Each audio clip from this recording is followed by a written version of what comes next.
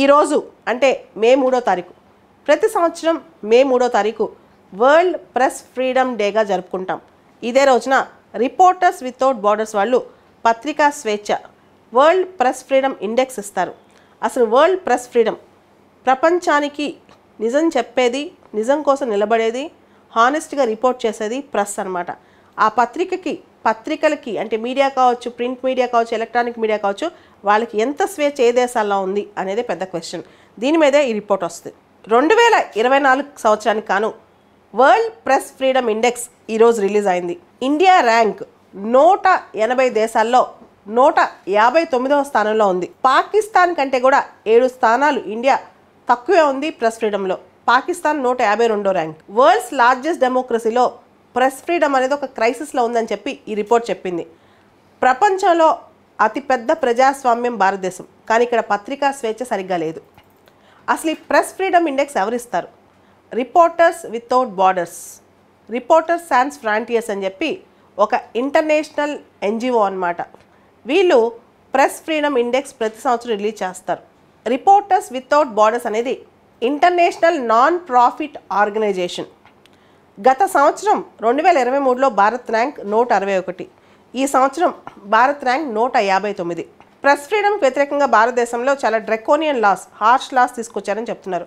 ముఖ్యంగా టెలికమ్యూనికేషన్స్ చట్టం, కొత్తగా తీసుకొచ్చిన టెలికమ్యూనికేషన్స్ చట్టం కానీ, లేదా digital personal data protection act కానీ, ఇవన్నీ కూడా చాలా హార్ష్గా ఉన్నాయి. ఇవన్నీ ప్రెస్ ఫ్రీడమ్కి వ్యతిరేకం అని చెప్పి, అదేవిధంగా ప్రెస్ పర్సన్స్ మీద అటాక్ చేయటం, వాళ్ళపైన చట్టాల్లో కేసులు పెట్టడము, మనందరికీ తెలుసు భారతదేశంలో article 19(1)A freedom of speech and expression.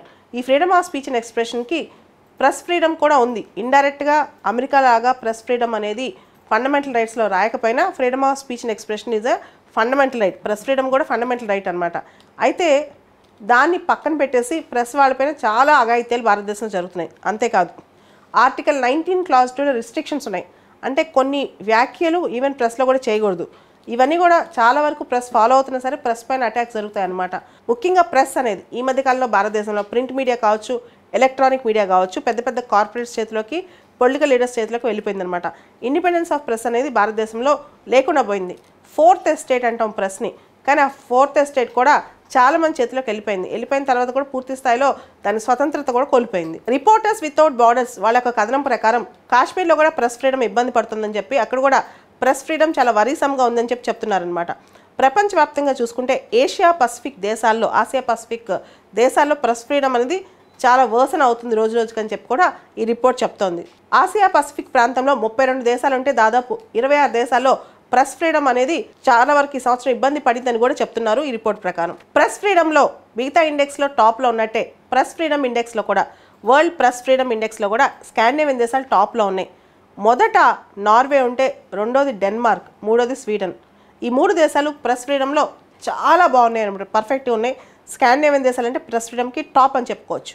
భారతదేశంలో జర్నలిస్ట్కి, మీడియా వర్కర్స్కి చాలా థ్రెట్ ఉంది.